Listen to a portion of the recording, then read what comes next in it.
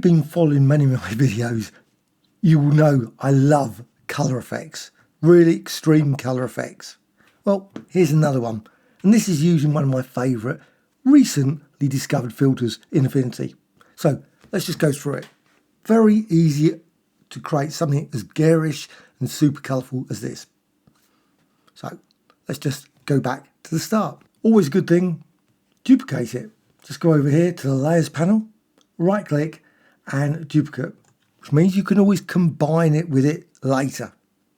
So you've got this, and the next effect, which I really love, is pixel, filters, and just go down to colours and emboss.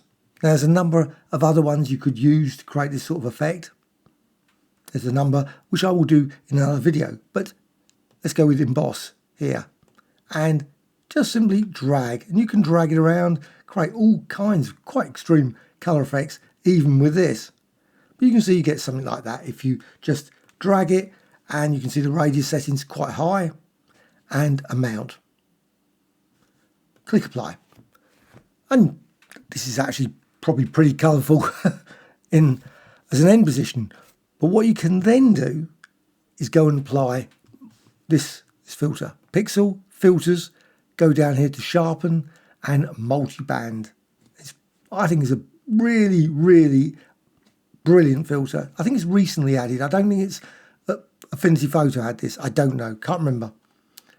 I didn't use it probably in Affinity Photo, but I've been using it a lot in Affinity 3.2. So here we've got multi-band sharpen.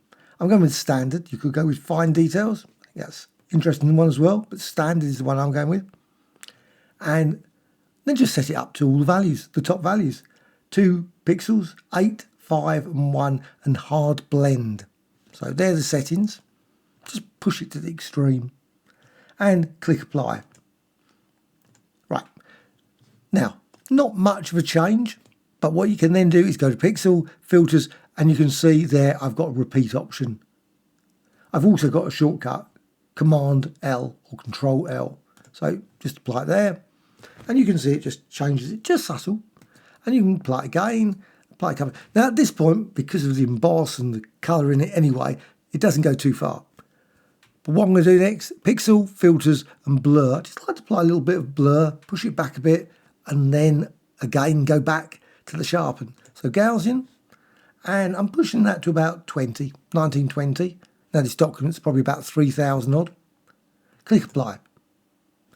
Then go to pixel, filters, and again back to that filter. I love just combine it. Now you could also save this as a macro, so you could apply it very easily and just instant one click effect to create something very extreme colour like this. So multi-band again, and you can see now you get this lovely structure appearing, which I think is a lovely structure anyway. Probably other people look and go, no, that's horrible. That's the thing that I want to get rid of. Very true. But click apply. And with that, you get that. And again, shortcut, Command or Control L, just repeat it and apply it a couple of times, and you end up with a very sharp image like that with this very unusual pattern that's been created because of the emboss. But what you can also do is go to the layers panel. With this background here, you can then go through and go with darken. I think that creates a nice one. Multiply, colour burn, linear burn. Just try them.